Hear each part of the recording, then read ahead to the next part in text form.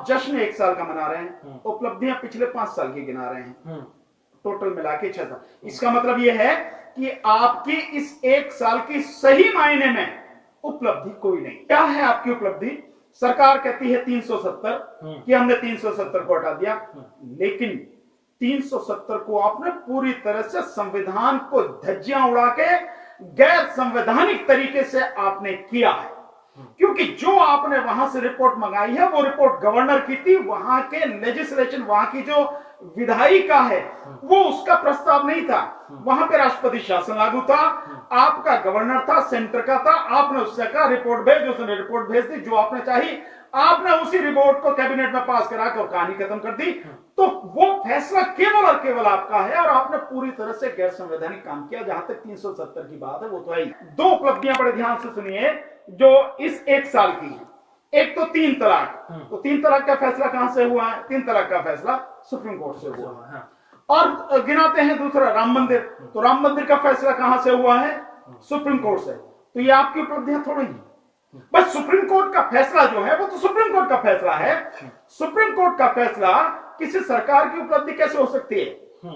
अब यहां पर जो सवाल उठता है वो देश की न्यायपालिका पर, सर्वोच्च न्यायपालिका पर एक सबसे बड़ा प्रश्न चिन्ह लग जाता है कि अगर देश का प्रधानमंत्री ये कहता है कि जो ये फैसले हैं ये मेरी उपलब्धि हैं, इसका मतलब क्या प्रधानमंत्री ने डायरेक्ट किया?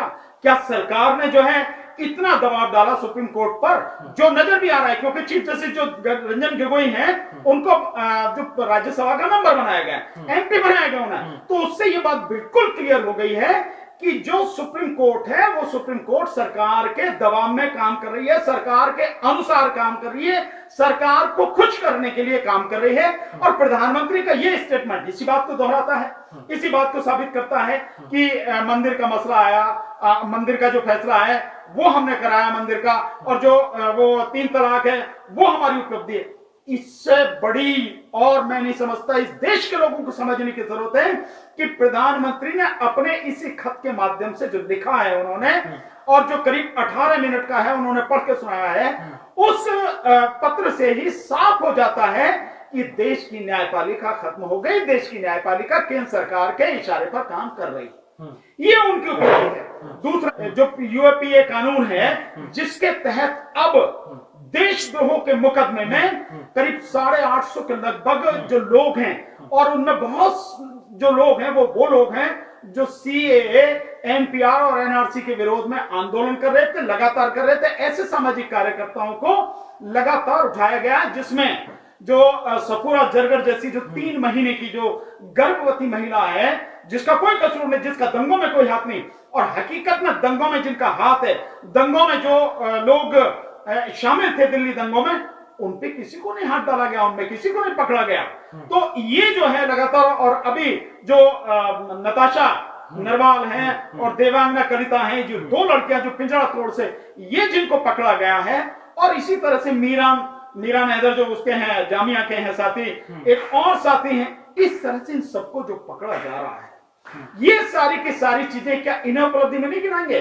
तो ये जो यूएपीए कानून के तहत ये सारा अत्याचार किया गया, इस समय में कोरोना को जिस तरह से इस सरकार ने बुरी तरह से जो हैंडल किया और उसे अपनी उपलब्धि गिना रही है। आप समझिए कि जिस 30 जनवरी को देश में पहला केस आया था, हकीकत में उसी दिन जो अंतरराष्ट्रीय फ्लाइट है वो बंद कर देनी थी, लेकिन करती कैसे?